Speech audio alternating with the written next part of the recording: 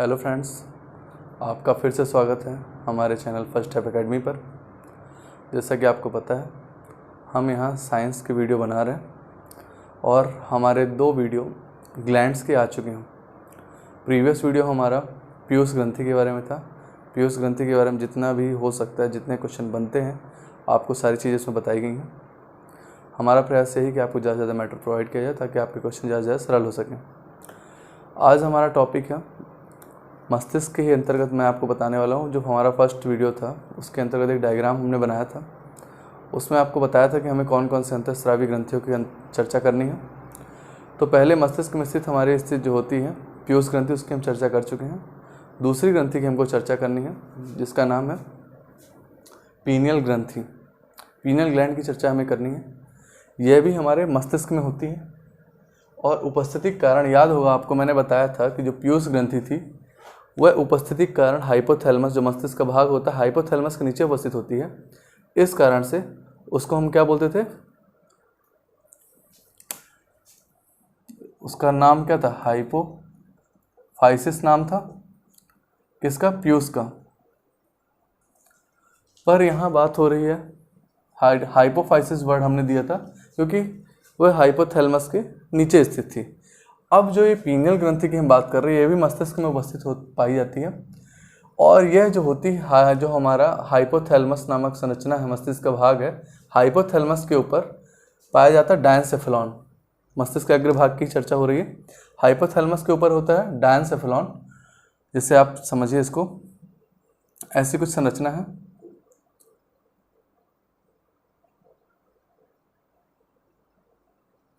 इधर है आपका हाइपोथैलेमस, ये है आपका डायनसेफेलॉन और ऐसी कुछ संरचना है। इधर आपकी स्थित होती है पीयूष ग्रंथि और यह स्थित होती है हाइपोथैलेमस के ऊपर वाले डायनसेफेलॉन के ऊपर पाई जाती है आपकी पीनियल ग्रंथि। ठीक है, तो ये कहाँ स्थित है? हाइपोथैलेमस के ऊपर। ठीक है, और ये जो संरचना है इसे कहते हैं हम हाइपोथैलेमस। हाइपोथैलेमस के नीचे जुड़ी हुई होती कौन सी? आपकी पीयूष ग्रंथि। ठीक है, हाइपोथैलेमस से नीचे जुड़ी हुई आपकी पीयूष। इस कारण से इसको क्या नाम दिया गया था? हाइपोफाइसिस। और आपके हाइपोथैलेमस के ऊपर स्थित है आपकी पीनियल ग्रंथि, इसलिए इसका एक अन्य नाम है, इसको बोला जाता है एपीफाइसिस। ठीक है, एपी यानी ऊपर स्थित है, हाइपो यानी नीचे की बात हो रही है। हाइपोथैलेमस के नीचे पाए जाने वाले तो हाइपोफाइसिस और ऊपर पाए जाने वाले इसको बोला जाता है एपीफाइसिस। ठीक है, तो आपने यहाँ जाना कि पीनियल ग्रंथि का अन्य नाम क्या है। पीनियल ग्रंथि का एक अन्य नाम है एपीफाइसिस। क्यों नाम है? क्योंकि ये हाइपोथैलेमस और डायनसेफेलॉन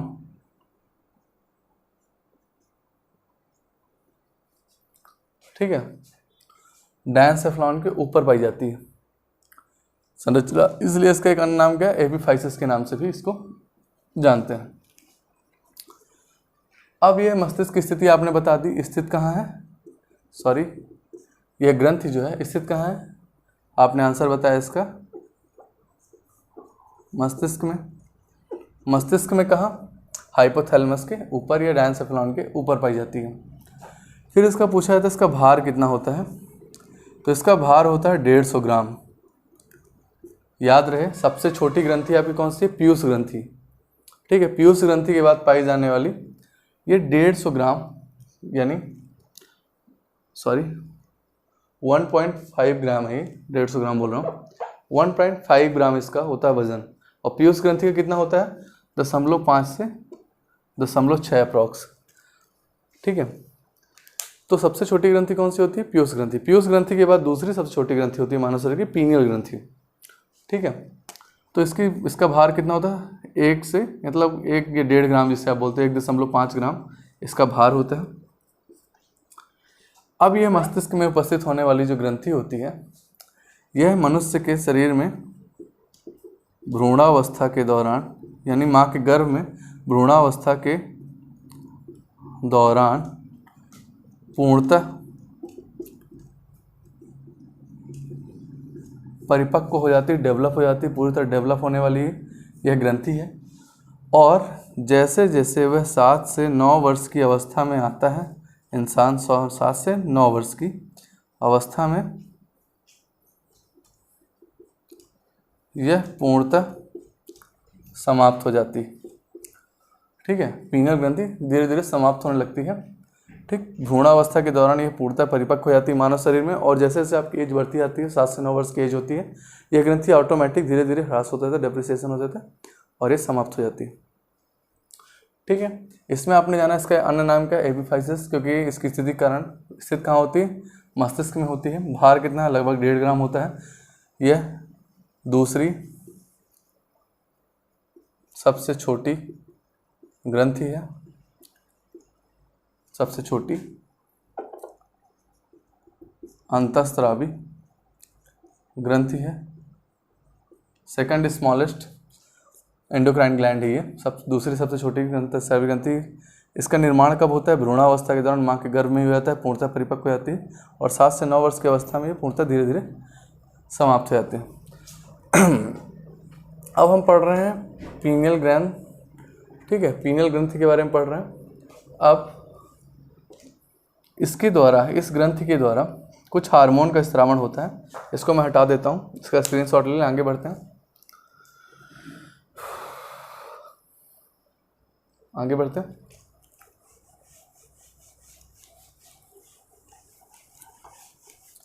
इस ग्रंथि के द्वारा मानव शरीर में कुछ हार्मोनों का स्रावण होता है जो हमारे लिए शरीर में आवश्यक होते हैं।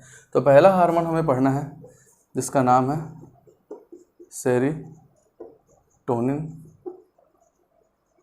हार्मोन। सेरोटोनिन हार्मोन का जो प्रमुख कार्य होता है, ये हमारे मानव शरीर में पाई जाने वाली जो वाहिकाएं होती हैं, ब्लड वीसल्स में होती है आपके आर्टरी और वेन, धमनी और सिराएं। तो जो वाहिकाएं होती हैं, धमनी और सिरा, या इसी को हम बोलते हैं वाहिकाएं, रक्त के प्रवाह के लिए हमारे शरीर में धमनी और सिरा जो वाहिकाएं होती हैं रक्त के प्रवाह के लिए, उससे सेरोटोनिन जो हार्मोन होता है, सेरोटोनिन हार्मोन इन धमनी और सिराओं को संकुचित करने का काम करता है, संकुचित करने का कार्य कौन सा हार्मोन करता है, सेरोटोनिन। अब आपको पता है जैसे कोई भी चीज़ है, पदार्थ है, हम उसको इसमें भरे हुए हैं और उसके बाद हम यहाँ से प्रेशर लगाते हैं उसको दबाने के लिए, संकुचित करते हैं, उसको दबाएंगे तो प्रेशर के साथ बाहर निकलेगा ना। कोई भी चीज़ होगी इसमें भरी हुई, इसको तेज़ से प्रेशर कर रहे हैं तो इधर से रिलीज़ होने की कोशिश करेगा, क्योंकि इधर से हमने दबा के रखा है। तो आपको समझ में आ रहा है, जब संकुचित करने का कार्य कर रहा है तो मानव शरीर में इसका कार्य क्या होगा, हाई ब्लड प्रेशर, यानी यह उच्च रक्तचाप की क्रिया मानव शरीर में बढ़ाता है। कौन सा, सेरोटोनिन हार्मोन। अगला हार्मोन है हमारा जो दूसरा आवश्यक है, मेलाटोनिन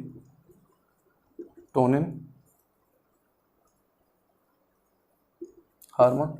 अब पीनियल ग्रंथि के अंतर्गत दूसरा हार्मोन निकल रहा है। पहले हमने पढ़ा सेरोटोनिन हार्मोन, दूसरा पढ़ रहे हैं हम मेलाटोनिन हार्मोन। मेलाटोनिन हार्मोन जो होता है मनुष्य के शरीर में, यह कुछ रिएक्शन करता है जो बॉडी के लिए हानिकारक होते हैं। ठीक है, यह जो होता है जनन अंगों के विकास को प्रभावित करता है,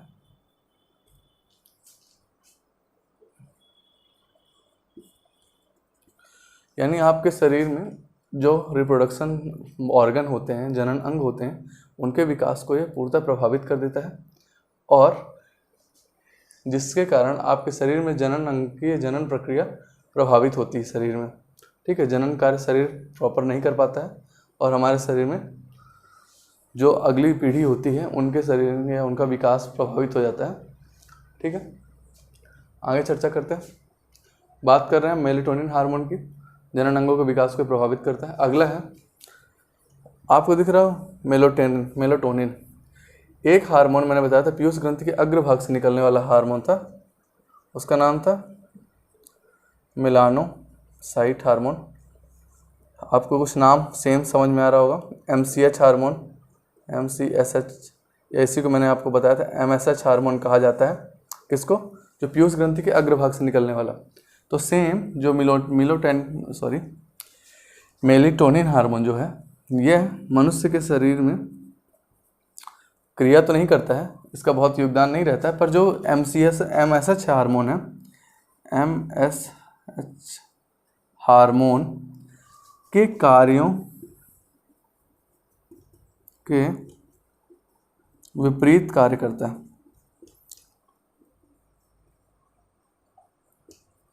अब कैसे विपरीत कार्य करता है? MSH या मेलानोसाइट हार्मोन के बारे में आपको बताया था कि शरीर में पाई जाने वाली त्वचा में रंगों का निर्धारण के लिए कौन सी कणिका पाई जाती है? मेलानिन। अगर ये इस हार्मोन यानी MSH हार्मोन मेलानिन कणिकाओं में ज़्यादा हो जाता है, ज़्यादा स्त्रावण होता है, तो संबंधित व्यक्ति का जो रंग होता है, त्वचा का रंग होता है, वह गहरा होता है। अब बात हो रही है कि मेलाटोनिन ये कैसा MSH के विपरीत कार्य कर रहा है। ये हार्मोन MSH के विपरीत, MSH का कार्य क्या था? रंगों को त्वचा में गहरा करना। अब MSH के विपरीत है, तो जो मेलाटोनिन है ये मेलानिन में कम पाया जाएगा, कम स्त्रावित होगा, और ये क्या करता है? हल्का रंग प्रदान करता है, यानी गहरा रंग आपके शरीर में नहीं होगा, यह शरीर में हल्का रंग प्रदान करता है। मुख्यतः यह जो हार्मोन है मानव शरीर में क्रियाशील नहीं होता है, ठीक है। यह रंग प्रदान करने का कार्य आपके जंतु जगत में एम्फीबियन वर्ग जो होता है, एम्फीबियन उभयचर जिसे आप बोलते हो, उभयचर जीवों में, और रेप्टाइल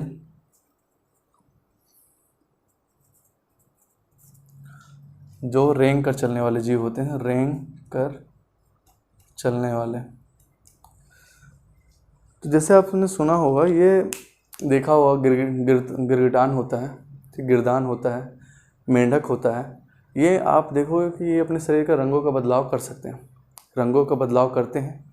तो उनके शरीर में ये जो मेलाटोनिन हार्मोन की बात हो रही है, मेलानिन तो यहाँ हो चुका, मेलाटोनिन जो हार्मोन होता है उनके शरीर में मुख्यतः कार्य करता है, और उनके शरीर में रंगों को प्रदान करने, रंगों की क्षमता या रंगों को बदलने की क्षमता प्रदान करता है। कौन सा हार्मोन?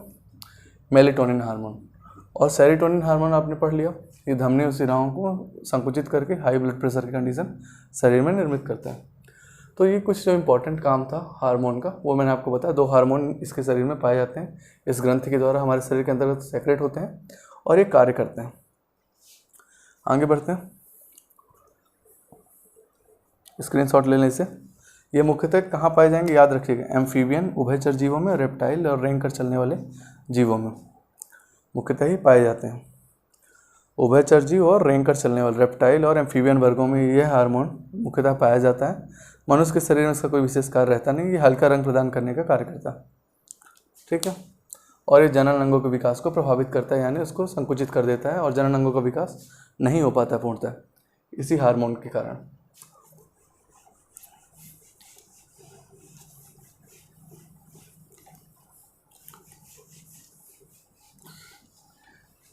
इसे कार्य के स्थानांतरण के आधार पर, एक पॉइंट एग्जाम में कई बार पूछा गया है, कार्य के स्थानांतरण के आधार पर, कार्य के स्थानांतरण के आधार पर इसे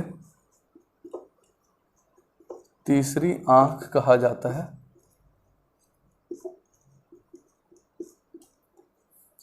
क्योंकि कुछ संबंध में, कुछ चीज़ों में ये हमें देखने में मदद करता है, और धीरे धीरे जैसे इसका काम समाप्त हो जाता है, तो आपको पता है हमारे शरीर में जो आँख होती है, आँख का विकास होता है और आँख देखने और सुनने की समस्त क्रियाएँ करने लगता है, और पीनल ग्रंथि धीरे धीरे समाप्त हो जाती है शरीर में। पर इसका कार्य कौन करने लगता है, आँख में पूरा कार्य होने लगता है। तो तीसरी आँख इसलिए कहा जाता है कि कार्य का स्थानांतरण हो जाता है, ठीक है, देखने में कुछ हेल्प करता है जब तक ये ग्रंथि रहती है। इसलिए मनुष्य की थर्ड आई किसे कहा जाएगा, तीसरी आँख किसे कहा जाएगा, पीनियल ग्रंथि को कहा जाता है। तो पीनियल ग्रंथि से संबंधित इतना ही क्वेश्चन बनते हैं एग्जाम में, इससे ज़्यादा कुछ आपसे पूछा नहीं जाएगा, उम्मीद है, ठीक है। आपने यहाँ जाना पीनियल ग्रंथि का नाम क्या होता है, नाम क्यों होता है, इसका भार कितना होता है, शरीर में पाई जाने वाली दूसरी सबसे छोटी अंतःस्रावी ग्रंथि कौन सी है, पीनियल ग्रंथि है। फिर पीनियल ग्रंथि के बारे में जाना कि आपने 2 हार्मोन निकलते हैं, ठीक है, सेरोटोनिन हार्मोन और मेलेटोनिन हार्मोन। सेरोटोनिन हार्मोन में आपने बताया कि जो शरीर में संकुचन की क्रिया होती है, आपके शरीर में धमनी और शिराएँ उभयचर बोल रहा हूँ, धमनी और शिराओं में या ब्लड वाहिकाओं में, रुधिर वाहिकाओं में हाई ब्लड प्रेशर कंडीशन निर्मित करता है। और मेलेटोनिन में आपने क्या जाना, ये शरीर में जनन अंगों के विकास को प्रभावित करता है। और अगला इसका प्रमुख कार्य क्या है, जो MSH हमारे शरीर में त्वचा के रंग का निर्धारित करने वाली पीयूष ग्रंथि के अग्रभाग से निकलने वाला जो हार्मोन होता है मेलानोसाइट, उसके जस्ट विपरीत ये कार्य करता है। यह वह ज़्यादा सिक्रेट होने के बाद त्वचा का रंग गहरा करता है, और ये क्या करता है, ज़्यादा सिक्रेट होने के बाद त्वचा का रंग हल्का करता है, ठीक है। मुख्यतः रेप्टाइल, रेंग कर चलने वाले, एम्फीबियन और उभयचर वर्ग के जीवों में पाया जाता है ये हार्मोन। आगे बढ़ते हैं, अगला हार्मोन है हमारा थायराइड ग्रंथि के बारे में पढ़ना है हमें। थायरॉक्सिन हार्मोन इसमें हम चर्चा करेंगे। थायराइड ग्रंथि,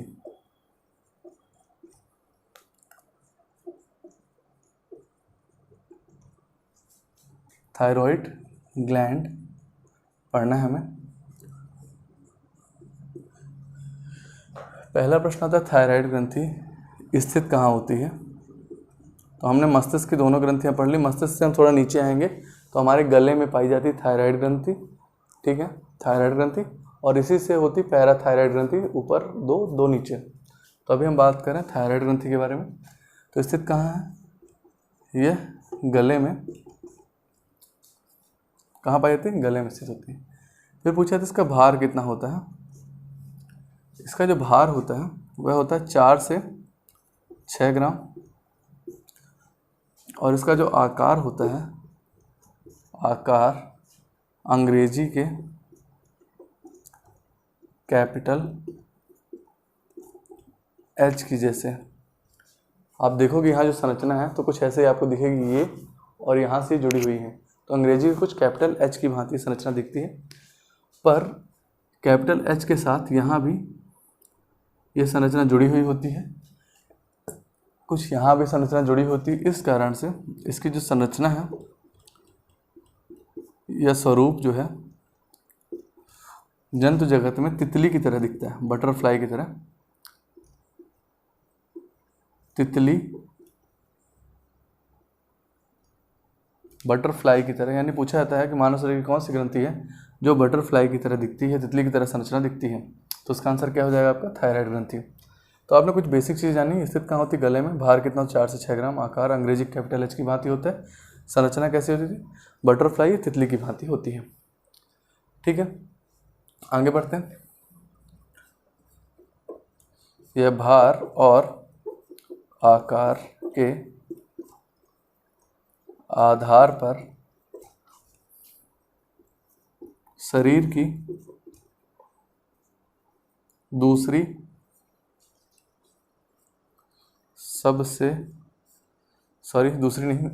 पहली होगी ये, शरीर की सबसे बड़ी ग्रंथि है। अब आपसे पूछा कैसी ग्रंथि है, हम चर्चा किसके बारे में कर रहे हैं। तो ये कैसी बड़ी ग्रंथि है, अंतःस्रावी, शरीर की सबसे बड़ी, दूसरी सबसे बड़ी ग्रंथि है। और कैसी ग्रंथि, अंतःस्रावी, यानी मानव शरीर में पाई जाने वाली इंडोक्राइन ग्लैंड अंतःस्रावी ग्रंथि में सबसे बड़ी संरचना किसकी होती है, थायराइड ग्रंथि की। दूसरी आपकी अभी हम पढ़ेंगे आगे, अधिवृक्क एड्रिनल को बोलते हैं। थायराइड का एक अन्य नाम भी होता है, हिंदी में इसका नाम आप जान लो, इसको अवटु कहा जाता है, अवटु ग्रंथि। थायराइड का ही एक अन्य नाम है अवटु, हिंदी में बोला जाता है इसे, ठीक है। तो भार और आकार के आधार पर शरीर में पाई जाने वाली सबसे बड़ी अंतःस्रावी ग्रंथि है ठीक है, सबसे बड़ी अंतःस्रावी ग्रंथि यही होती है। कार्य के आधार पर इसे जीवन की रफ्तार या इसी को कहा जाता है टेम्पो ऑफ लाइफ। जीवन की रफ्तार के नाम से किस ग्रंथि को कहा जाता है? जीवन की रफ्तार के नाम से इसी ग्रंथि को जाना जाता है, इसलिए इसे टेम्पो ऑफ लाइफ के नाम से जाना जाता है। संरचना या आकार के आधार पर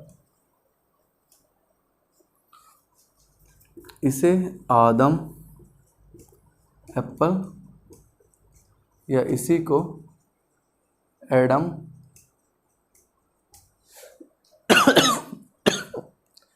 एप्पल के नाम से, आदम एप्पल या एडम, यूं ही एडम एप्पल के नाम से जाना जाता है। तो कुछ बेसिक चीज़ें हैं। थायराइड ग्रंथि, थायराइड ग्रंथि की बात हम कर रहे हैं। इसका अन्य नाम अवट ग्रंथि है, हिंदी में बोलते हैं इसे।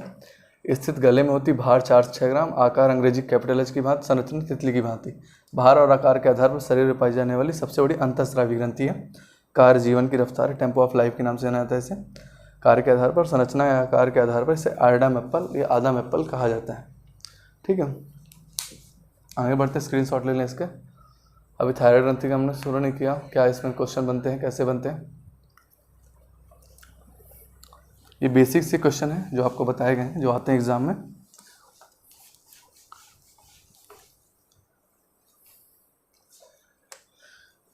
अब इस ग्रंथि के द्वारा एक हार्मोन का स्रावण होता है, उस हार्मोन का नाम है थायरॉक्सिन हार्मोन। इस हार्मोन के रासायनिक संगठन में सर्वाधिक मात्रा में आयोडीन पाया जाता है, यह लगभग 65% होता है, और जो शेष जो होता है आपका वह प्रोटीन होती है। ठीक है, यानी आयोडीन और प्रोटीन से मिलने के बाद आपका थायरॉक्सिन हार्मोन का निर्माण होता है।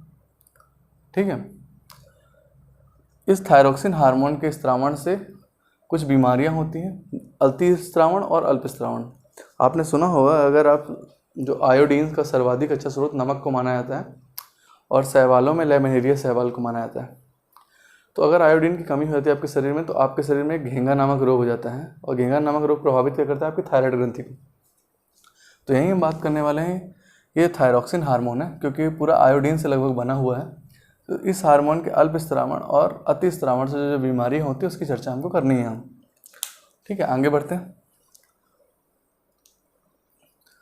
उससे पहले एक चीज़ और जान लेते हैं कि थायरॉक्सिन हार्मोन के कार्य क्या होते हैं, फिर हम बताते हैं कि कैसे कैसे इसके अल्प स्रावण से कौन कौन सी बीमारियां होती हैं। कार्य को जान लेते हैं।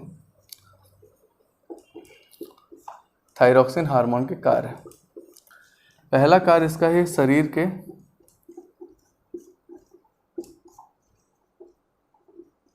वृद्धि और विकास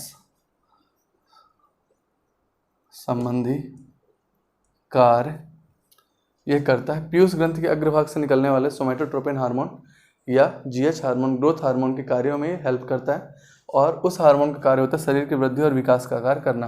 अर्थात थायराइड ग्रंथि के अंतर्गत निकलने वाला थायरॉक्सिन हार्मोन शरीर की वृद्धि और विकास के संबंधित कार्यों में मदद करता है। दूसरा इसका प्रमुख कार्य है, इसे बोला जाता है calorigenic hormone. Calorigenic, ये कैलोरी गेन करने वाला, तो यानी ऊर्जा ग्रहण करने का कार्य इस हार्मोन की सहायता से होता है। तीसरा शरीर में इसका जो प्रमुख कार्य है, यह बुद्धि या अक्ल बढ़ाने में सहायता प्रदान करता है।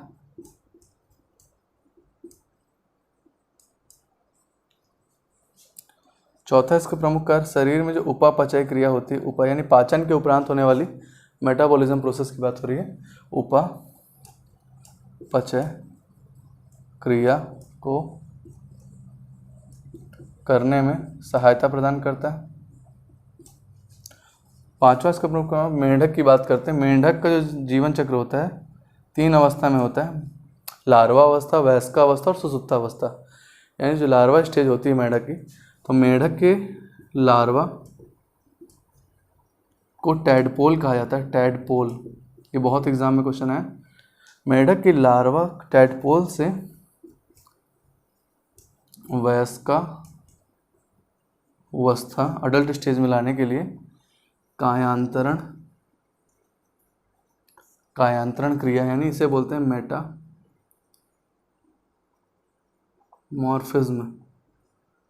कायांतरण क्रिया करने में सहायता प्रदान करता है। तो अब आप इसके कार्य अगर समझ लोगे तो आपको समझ में आ जाएगा कि अगर इसका स्त्रावण प्रभावित होगा तो शरीर का वृद्धि और विकास प्रभावित होगा, यानी अंगों का विकास नहीं होगा। ये ऊर्जा ग्रहण करने की बात कर रहा है, यानी आपके शरीर में अगर ये हार्मोन का अल्पस्रावण या अतिस्रावण होगा तो आपको जो एनर्जी लेने की, जो गेन करने की प्रोसेस वो प्रभावित होगी। बुद्धि बढ़ाना, आपकी अक्ल क्षमता है, शरीर की जो बौद्धिक क्षमता है वह कमज़ोर कर सकता है ये। तो कार्य इसके इसलिए बता दिए गए हैं ताकि आपको समझ सको कि थायरॉक्सिन हार्मोन का अगर अल्पस्रावण या अतिस्रावण से जो बीमारियाँ होती हैं तो उसके कार्यों के आधार पर आप डिसाइड कर सकते हो। तो आपने जाना इसका जो प्रमुख कार्य है, शरीर का वृद्धि विकास, कैलोरी गेन करने का कार्य, बुद्धि या अक्ल बढ़ाने का कार्य, उपापचय मेटाबॉलिज्म प्रोसेस बढ़ाने में हेल्प करता है। मेंढक के लार्वा जो को टैडपोल कहा जाता है, लार्वा अवस्था से वयस्क अवस्था में जब मेंढक पहुंचता है तो कायांतरण की क्रिया करने में या मेटामॉर्फिज्म क्रिया करने में ये थायरॉक्सिन हार्मोन हेल्प करता है। इसका स्क्रीनशॉट ले लें, फिर आगे बढ़ते हैं। अब इसकी बीमारी बताते हैं, अल्पस्रावण और अतिस्रावण से होने वाली बीमारियाँ। इसका स्क्रीनशॉट ले लें।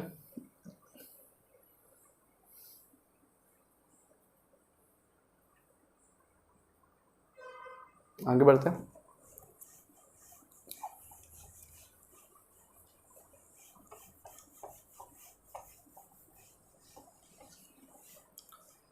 पहले हम चर्चा करते हैं अल्पस्रावण से होने वाली बात, यानी किस हार्मोन की बात हो रही है।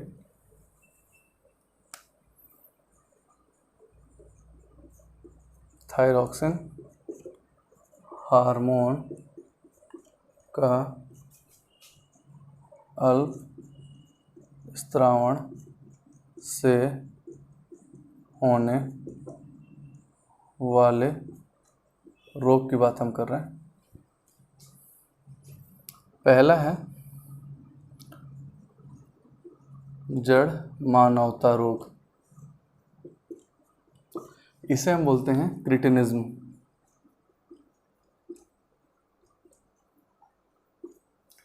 जड़ आपको समझ रहा होगा, कभी कभी हमने वर्ड सुना होगा जड़ बुद्धि का व्यक्ति। जड़ बुद्धि का व्यक्ति यानी जिसकी बुद्धि कमज़ोर होती है, जिसकी मानसिक क्षमता कमज़ोर होती है, उसे जड़ मानवता, ये जड़ बुद्धि वाला व्यक्ति कहता है। यहाँ बात हो रही है जड़ मानवता, जड़ यानी आपकी ब्रेन की बात हो रही है। इस रोग से जो ग्रसित व्यक्ति होता है उसमें बुद्धि क्षमता कमज़ोर होती है, ठीक है। और यह जो रोग होता है मुख्यतः बच्चों में होता है। इस हार्मोन के अल्पस्रावण से बच्चों का विकास नहीं हो पाता, विकास नहीं होगा, शरीर का विकास नहीं होता, और शरीर का विकास नहीं होता तो बच्चे कैसे हो जाते हैं, बौनेपन नामक रोग हो जाता है उनमें, बौनेपन नामक रोग, इसी को हम बोलते हैं ड्वार्फिज्म। आपने पढ़ा होगा जो मैंने आपको बताया है ग्रोथ हार्मोन में कि बच्चों में अल्पस्रावण से कौन सा रोग होता है, बौनापन या ड्वार्फिज्म। तो थायरॉक्सिन हार्मोन उसके कार्यों के वृद्धि विकास के कार्यों में हेल्प करता है। और जड़ मानवता रोग में पहला कार्य इसका बुद्धि क्षमता कमजोर रहती है बच्चों की, और दूसरा कार्य उनका बौनापन रह जाता है, शरीर का विकास नहीं हो पाता, ड्वार्फिज्म नामक रोग हो जाता है क्योंकि उनके विकास कार्य में हेल्प नहीं हो पाती क्योंकि इसका स्रावण बहुत कम हो रहा है। तो जड़ मानवता रोग में मुख्यतः प्रभावित कौन होते हैं, बच्चे। उनमें 2 रोग होते हैं, शरीर का वृद्धि विकास नहीं होने के कारण बौनापन रोग होता है, और दूसरा इसकी पर्याप्त मात्रा शरीर में नहीं मिल पाती, उनकी बुद्धि क्षमता कमज़ोर हो जाती है। अगला, इस बीमारी के कारण शरीर में जो ब्लड प्रेशर होता है, बीपी ब्लड प्रेशर,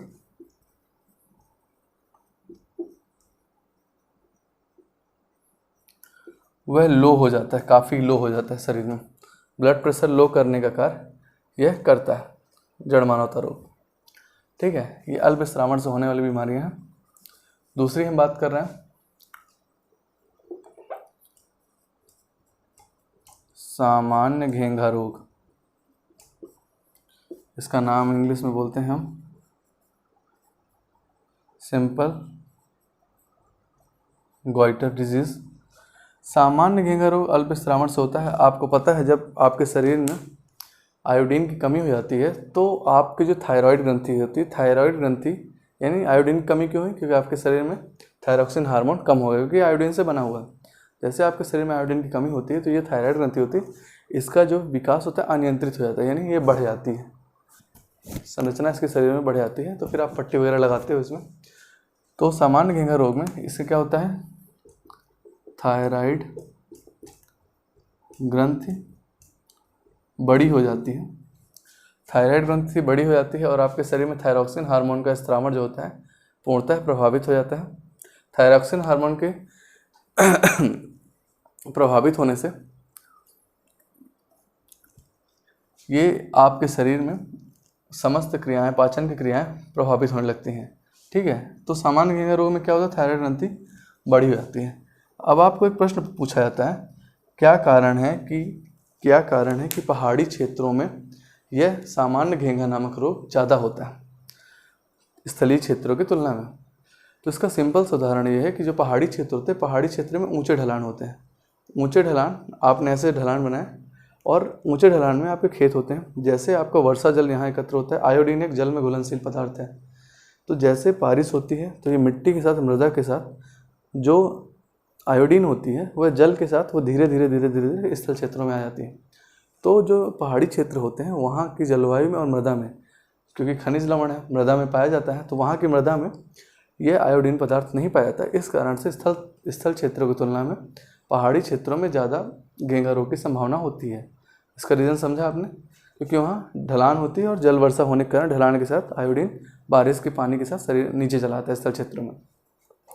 ठीक है, तो ये आपने जाना सामान्य घेंघा रोग। अगली इसमें जो बीमारी है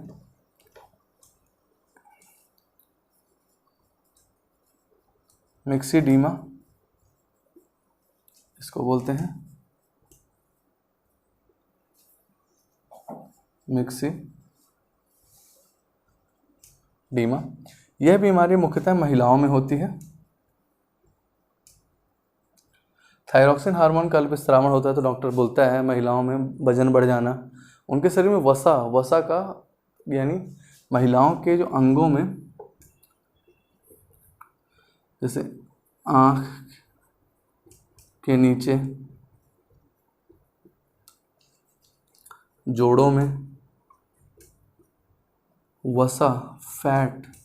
वसा का संचयन होने लगता है। क्योंकि जो थायरॉक्सिन हार्मोन था आपके शरीर में मेटाबॉलिज्म की प्रोसेस बढ़ाता है, वसा को तोड़ना, मेटाबॉलिज्म कैटाबॉलिज्म की प्रोसेस चलती है, इन सब कार्यों में हेल्प करता है। अब इसका अल्पस्रावन होने लगा तो महिलाओं में मुख्यतः ये मिक्सीडीमा नामक बीमारी होने लगती है। मिक्सीडीमा बीमारी में महिलाओं के शरीर के अंगों में वसा का संचयन ज़्यादा मात्रा में होने लगता है। ठीक है, तो प्रभावित कौन होते हैं इस बीमारी में? महिलाएं प्रभावित होती हैं। प्रभावित अंग क्या होते हैं? शरीर के अंग। और क्या होता है? वसा का संचयन होने लगता है शरीर में। मिक्सीडीमा की हमने चर्चा की। तो हमने यहाँ 3 रोग पढ़े। थायरॉक्सिन हार्मोन का अल्पस्रावन से होने वाले रोग में जड़मानवता क्रिटिनिज्म, यह मुख्यतः बच्चों में होती है, बुद्धि क्षमता कमजोर हो जाती है और इस हार्मोन के अल्पस्रावन से, क्योंकि वृद्धि और विकास करने का कार्य करता है, तो विकास कार्य नहीं हो पाता, इस कारण से बच्चे बौने रह जाते हैं, डॉर्फिज्म कहते हैं। शरीर में ब्लड प्रेशर को लो करने का कार्य भी थायरॉक्सिन हार्मोन के अल्पस्रावन से होता है। ये जड़मानवता रोग में हो जाती कंडीशन। अगला है सामान्य घेंघा रोग, सिंपल गॉइटर, थायराइड ग्रंथि के कारण होता है, थायराइड ग्रंथि के कारण होता है और इसका विकास अनियंत्रित हो जाता है। फिर मिक्सीडीमा थायराइड ग्रंथि से प्रभावित होती है, पर महिलाओं की थायराइड ग्रंथि प्रभावित होती है। इसमें क्या होता है, आपके शरीर या महिलाओं के शरीर में वसा का जमाव अनियंत्रित रूप से होने लगता है शरीर में, मिक्सीडीमा में। अगली बात कर रहे हैं हाशिमोटो की, जो अगली बीमारी है अल्पस्रावन से। इसका स्क्रीनशॉट ले आगे बढ़ते हैं।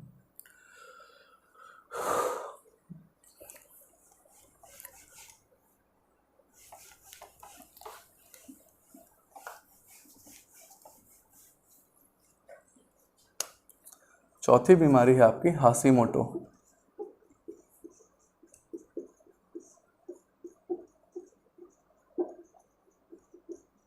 यह भी थायरॉक्सिन हार्मोन के अल्प स्रावन से होने वाली बीमारी है।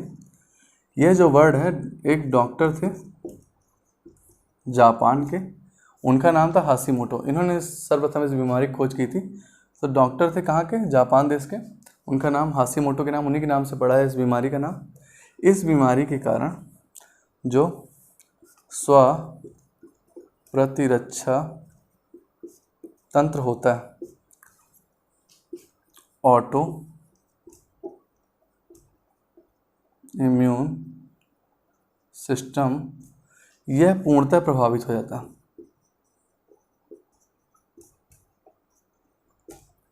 ठीक है, हाशिमोटो बीमारी की बात हो रही है, सबसे खतरनाक बीमारी है। ठीक है, क्योंकि थायराइड ग्रंथि का सुसाइडल होती है, यानी आत्मघाती होती थायराइड ग्रंथि के लिए। ठीक, तो ये स्व प्रतिरक्षा तंत्र जो शरीर के लिए आवश्यक होता है हानिकारक जीवाणु और विषाणु शरीर की सुरक्षा प्रदान करने के लिए, यह इसको प्रभावित करता है। कौन सी बीमारी? हाशिमोटो। इस दौरान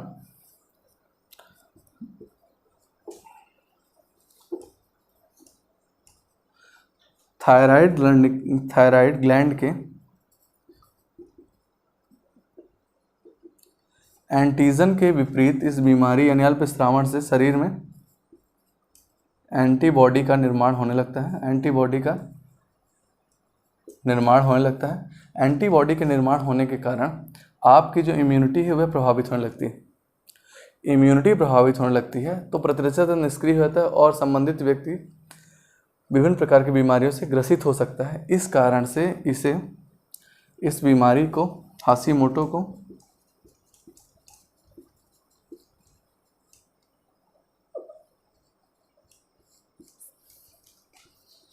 थायराइड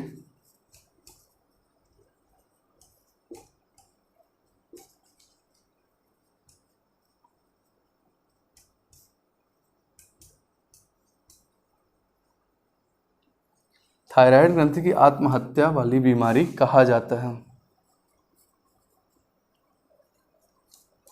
यानी आपसे पूछा जाता है थायराइड ग्रंथि की आत्महत्या की किस बीमारी के कारण, ये थायराइड ग्रंथि की हत्या किस बीमारी के कारण होती है? वह होती है हाशिमोटो के कारण। इसमें क्या होता है? इम्यूनिटी प्रभावित हो जाती है और हमारी थायराइड ग्रंथि पूर्णतः प्रभावित हो जाती है और शरीर का विकास नहीं हो पाता, कार्य नहीं हो पाते और धीरे धीरे थायराइड ग्रंथि समाप्त हो जाती है और संबंधित व्यक्ति भी उससे प्रभावित हो जाता है। तो आपने पढ़ा हाशिमोटो, ये भी अल्प स्रावन से होने वाली बीमारी है। थायरॉक्सिन के, ये जापान के डॉक्टर के नाम से लिया गया वर्ड है। ठीक है, और ये थायराइड ग्रंथि को समाप्त करने वाली बीमारी है। आगे बढ़ें, स्क्रीनशॉट ले लें इसे।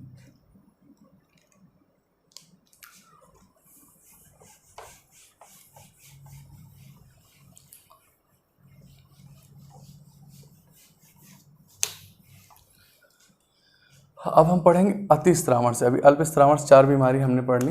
अब होता है अति स्रावन से, यानी ज़्यादा स्रावन से होने वाली बीमारी, यानी थायरॉक्सिन हार्मोन अति निकल गया तो पहला आपका रोग होता है, उसे कहते हैं नेत्र सेंधी घेंघा रोग। ठीक है, इसे बोलते हैं इंग्लिश में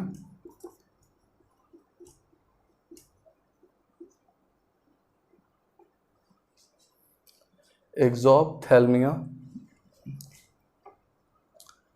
गॉइटर डिजीज। ठीक है, ये एक्सोप्थेल्मस गॉइटर डिजीज से कहा जाता है। नेत्र की बात हो रही है, इसमें जो संबंधित व्यक्ति होता है, तो आपने देखा होगा जो हमारी आंखें होती हैं, संबंधित कोई ना कोई व्यक्ति आपको ऐसा दिखा होगा जिसकी आंखें जो होती हैं, ऊपरी संरचना जो है वह अंदर की ओर होती है और आँख की जो संरचना होती है वो बाहर की ओर निकली होती है। ठीक है, तो इसमें आंखें जो हैं शारीरिक संरचना से ज़्यादा बाहर होती है और संबंधित व्यक्ति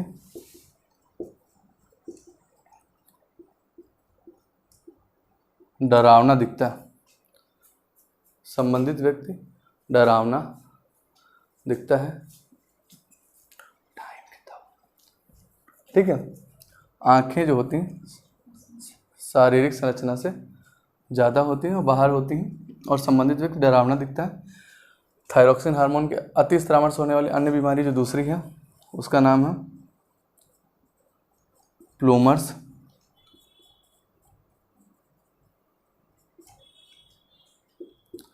प्लूमर्स में होता है जो हमारी थायराइड ग्रंथि पाई जाती है, ये अति स्रावन से इसमें ऐसे ऐसे छल्ले हो जाते हैं, छल्ले। थायरॉक्सिन हार्मोन की अति स्रावन से ऐसे छल्ले बाहर की ओर निकल आते हैं, आपने देखा होगा, और हमारे शरीर की क्रियाएं प्रभावित होती हैं। तो अगली जो बीमारी है प्लूमर्स है, और ये थायरॉक्सिन हार्मोन के अति स्रावन से होती है। तो अति स्रावन दो बीमारी आपने पढ़ी, नेत्र सेंधी घेंघा रोग, एक्सोप्थेल्मिया या एक्सोप्थेल्मिया या एक्सोप्थेल्मिक गोइटर, या थैल्मिक भी मिलेगा आपको, या थैल्मिया, दोनों वर्ड मिल सकते हैं। तो आपको सिर्फ समझना नेत्र सेंधी की, नेत्र की बात हो रही है, एक्सोल्व की बात हो रही है। ये आंखों की संरचना शरीर से बाहर निकल आती है और व्यक्ति बहुत डरावना प्रतीत होता है। प्लूमर्स नामक इसमें बाहर की ओर छल्ले नुमा संरचना होती है आपकी गोइटर की, सॉरी गोइटर बोल रहा हूँ, आपकी थायराइड ग्रंथि की संरचना जो होती है बाहर की ओर निकल आती है, उभर के आ जाती है, और ये प्रभावित होती है ग्रंथि। ठीक है, तो हमने यहाँ पढ़ा अभी थायराइड ग्रंथि के बारे में। ये वीडियो 2 ग्रंथियों की चर्चा की थी हमने इसमें। अगला जो हमारा वीडियो होगा हम पढ़ेंगे पैराथायराइड ग्लैंड के बारे में, थाइमस ग्लैंड के बारे में और एड्रिनल ग्लैंड के बारे में। ज़्यादा से ज़्यादा मैटर आपको प्रोवाइड करने की कोशिश की जा रही है, इसलिए वीडियो थोड़ा लंबा हो रहा है। धैर्य रखें ताकि आपको ज़्यादा से ज़्यादा एग्जाम में क्वेश्चन आसानी से मिल सके, और अच्छा नोट्स बनाएं ताकि फ्यूचर में जो भी एग्ज़ाम आए आप इस नोट्स के बिहाफ में अच्छे नंबर ला सकें। ठीक है, अगर आपको वीडियो पसंद आया हो लाइक करें, दोस्तों के साथ शेयर करें, क्योंकि आपका नियरेस्ट एग्ज़ाम है NTPC रेलवे का, उसमें बहुत क्वेश्चन इससे आने वाले हैं। बायोलॉजी का वेटेज उसमें बहुत ज़्यादा होता है। इसी तहत हम एक नया प्रोसेस आपके लिए शुरू किए हैं कि जो टॉपिक हम आपको पढ़ा रहे हैं, इस टॉपिक से रिलेटेड जितने भी objective type question, multiple choice question आपके एग्जाम, प्री एग्जाम में बन सकते हैं, प्रारंभिक परीक्षा में बन सकते हैं, उसके वीडियो भी हम आपको धीरे धीरे प्रोवाइड करेंगे। आप उनको भी देखो, क्वेश्चन सॉल्व करो, जहाँ डाउट लगे आप वीडियो देखो। ठीक है, थैंक यू।